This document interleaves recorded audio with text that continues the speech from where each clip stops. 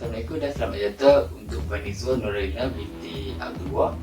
Sebelum saya mulakan, saya nak perkenalkan diri saya dan ahli kumpulan saya.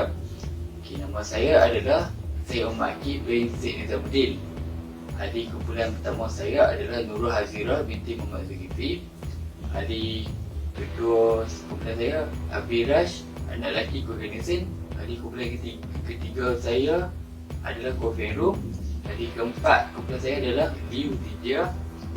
Ahli kelima kumpulan saya adalah Song Chewe. Kami daripada kumpulan 12, kami ingin mempersembahkan isu semasa dan ideologi liberalisme. Pengenalan.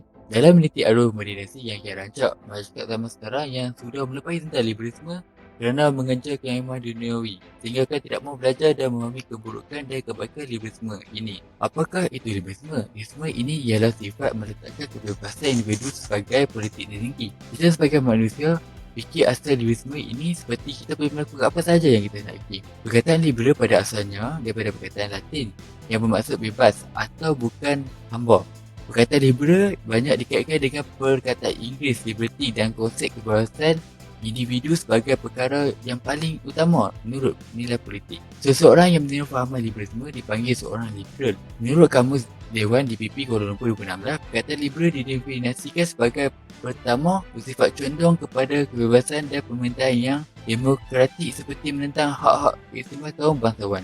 Kedua, fahaman bebas seperti bersifat atau berpandangan bebas, berpandangan terbuka seperti tidak terkongkong kepada satu aliran pemikiran dan sebagainya. Liberalisme pula merujuk fahaman atau penilaian yang mahukan demokrasi serta kebebasan dalam kegiatan ekonomi. Fahaman liberalisme ini, fahaman yang kita dapat menyebarkan sesuatu maklumat atau perkara sesuka hati kita. Fahaman ini juga boleh diekspres seperti apa sahaja kita mahukan adalah milik semua orang.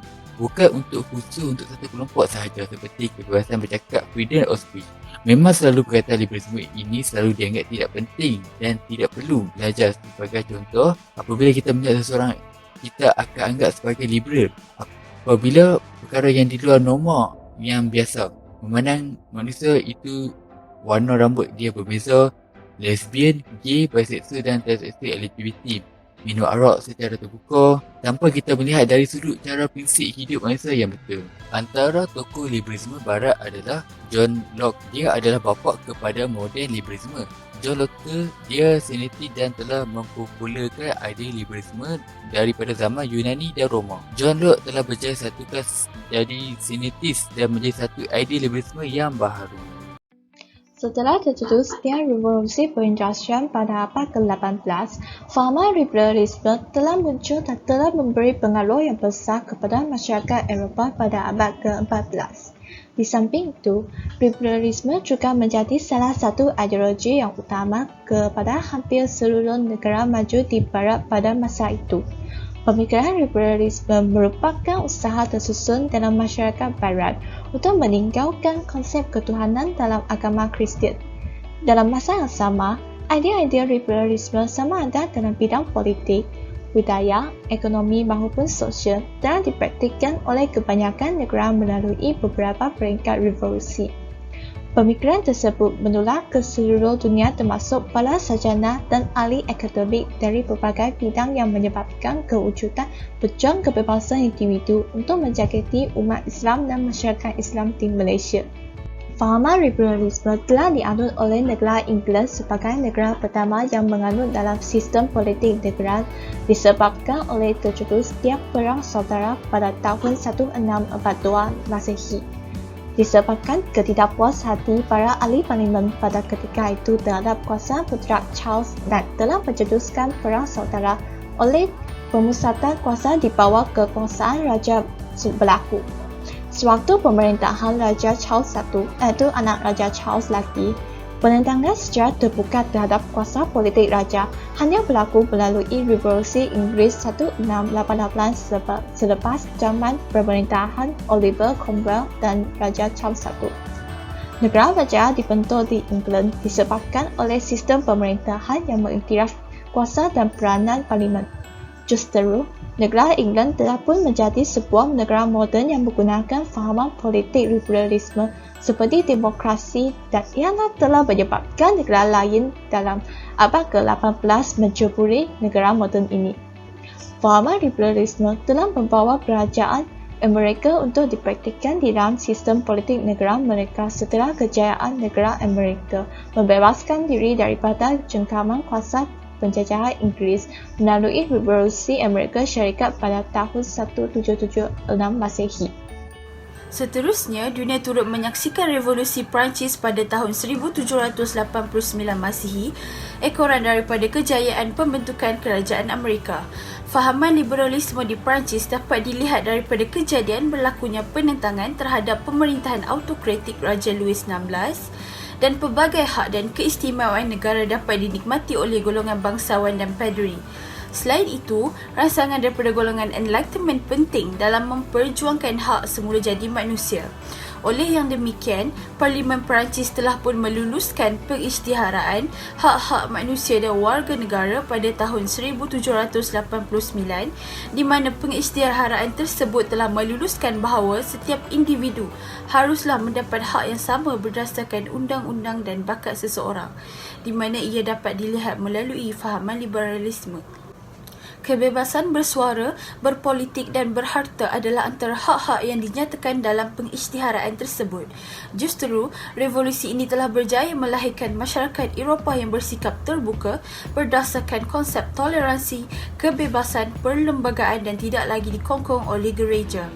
Akhir sekali, fahaman liberalisme ini terus berkembang dan berdiri kukuh berikutan penggunaan istilah liberalisme sebagai falsafah dalam bidang politik pada abad ke-18.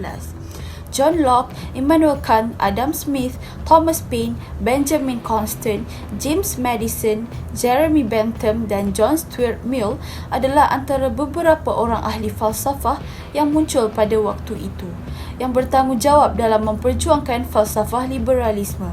Tidak kurangnya falsafah liberalisme dalam bidang ekonomi, free enterprise, laissez-faire dan kapitalisme adalah antara idea yang diketengahkan setelah kemunculan liberalisme dalam bidang ekonomi. Saya akan menerangkan tentang pengaruh liberalisme. Poin nombor 1 ialah liberalisme budaya. Liberalisme budaya ini menekankan tentang kebebasan peribadi yang berkaitan dengan cara hidup dan perasaan masyarakat seperti kebebasan seksual, kebebasan beragama dan juga perlindungan daripada pencerobohan kerajaan dalam kehidupan peribadi masyarakat. Tokoh yang mendorong pemikiran tersebut ialah John Stuart Mill. John Stuart Mill menyatakan di dalam esei yang bertajuk On Liberty bahawa perlindungan diri adalah tujuan utama ke atas campur tangan kebebasan orang dari kerajaan. Undang-undang hanya perlu digunakan untuk menghalang seseorang daripada mencerahkan orang lain. Poin nombor 2 ialah liberalisme sosial. Untuk liberalisme sosial, keistimewaan yang diberi perlu dianggap sebagai hak. Hak-hak positif mesti diberi kepada semua golongan masyarakat. Jaminan hak positif adalah matlamat berterusan untuk mempertahankan hak kebebasan masyarakat. Tokoh yang mendorong idea ini ialah Plutarch. Plutarch menekankan tentang isu pengampunan hutang sebagai cara untuk menguatkan kebebasan rakyat. Dia juga menyatakan bahawa tiada gunanya untuk rakyat mempunyai hak yang sama, tetapi yang miskin mesti menggadaikan kebebasan mereka kerana hutang. Poin nombor 3 ialah liberalisme ekonomi. Liberalisme ekonomi pula menyokong hak-hak peribadi ke atas harta benda dan kebebasan perjanjian bertulis. Adam Smith ialah seorang tokoh yang mendorong pemikiran ini. Pandangan Adam Smith ditujukan berkaitan dengan faktor apa dan kekuatan mana yang menentukan nilai dan harga barang. Menurut Adam Smith, segala kekuatan ekonomi harus ada di tangan pasar di mana rakyat sebagai individu perlu diutamakan. Sekarang saya nak menerangkan kesan-kesan liberalisme. Kesan liberalisme pertama ialah ketatanan fahaman pluralisme ke Malaysia. Pluralisme ialah suatu fahaman yang menyatakan bahawa semua agama adalah benar, maka semua agama pasti akan menghantar penanutnya ke arah syurga. Fahaman ini telah menghakis kedudukan agama Islam sebab Malaysia ialah sebuah negara yang beragama Islam dan penanutnya yakin bahawa hanya agama Islam sahaja yang benar. Pluralisme juga mempunyai konsep yang menyatakan bahawa semua penanut agama boleh menyambut perayaan agama bersama-sama. Oleh itu, sambutan kongsi raya yang melibatkan agama Islam, Hindu, Buddha dan Kristian telah diadakan di Malaysia. Perbuatan ini sekali lagi menentang konsep agama Islam yang menyatakan bahawa campuran perayaan agama Islam dengan perayaan kafir adalah haram menurut hukum-hukum Islam. Kini, fahaman pluralisme masih berkembang menerusi propaganda di media sosial dan melalui filem yang mempunyai unsur pluralisme seperti Fajar-i-Fajar. Itu, kesan seterusnya ialah Al-Quran dan hadis telah disamaratakan dalam buku sastra Islam yang lain. Menuruti ucapan daripada penanut agama Islam, buku Al-Quran penuh dengan kata-kata yang diturun oleh Allah kepada Nabi Muhammad S.A.W. Tetapi kesucian Al-Quran tergugat sebab sejarah penulisan Al-Quran telah dituduh penuh dengan keadaan yang keliru oleh penanut fahaman liberalisme. Hal ini telah menyebabkan pertelingkahan antara kedua-dua pihak berlaku serta kemudian dan akad Nabi Muhammad S.A.W. berjejas. Kesan liberalisme ketiga ialah kewujudan sistem ekonomi liberal. Sistem ini merupakan sistem ekonomi yang memberikan kebebasan penuh kepada rakyat untuk menjalankan aktiviti ekonomi dan boleh mendapatkan keuntungan yang banyak. Dalam sistem ini, kuasa pemerintah adalah terhad, iaitu pemerintah tidak boleh bercampur tangan dalam kegiatan ekonomi. Alasannya ialah penyokong liberalisme berpendapatan bahawa pemerintah hanya mengutamakan kepentingan perniagaan yang dominan sahaja dan ini telah mengakibatkan pasaran dunia tidak stabil. Tambahan pula, sistem ini telah memberikan kebebasan kepada para pemilik usaha untuk berusaha dan bersaing dalam bidang masing-masing. Kini, berbagai negara telah dibenahi konsep liberalisme dan menaungi sistem ekonomi liberal seperti negara Perancis, Jerman dan Denmark. Kesan yang seterusnya adalah kesan yang paling ketara iaitu kebebasan LGBTQ, lesbian, gay, bisexual, transgender and queer. Menurut Al-Quran, pelaku homoseksual boleh dihukum mati kerana perbuatan homoseksual dan perbuatan transgender adalah pertentangan hadis agama mereka. Di negara Amerika Syarikat, mereka pernah mempromosikan hak asasi golongan LGBTQ, tetapi dasar luar ini telah ditolak oleh Malaysia kerana perbuatan LGBTQ ini adalah bertentangan dengan syarak Islam. Walau bagaimanapun, penyokong liberalisme berpendapat bahawa segala penolakan dan kritikan terhadap LGBTQ ini telah menunjukkan fikiran mereka yang sempit. Mereka juga menegaskan bahawa perlakuan homoseksual ini adalah perlakuan yang sangat biasa kerana Tuhan telah menjadikan semua manusia sama ada lelaki atau perempuan mempunyai kedudukan yang sama tanpa mengira bangsa, kedudukan sosial atau orientasi seksual. Hal ini menyebabkan golongan dan amalan LGBTQ semakin ramai dan lebih diterima oleh masyarakat di negara barat.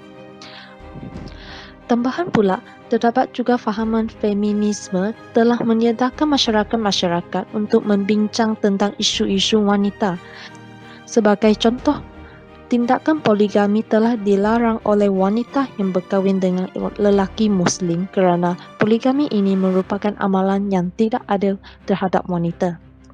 Tuntasnya, pelbagai usaha telah dilakukan untuk menjadi kedudukan golongan LGBTQ dan kedudukan golongan wanita semakin tinggi pada zaman ini.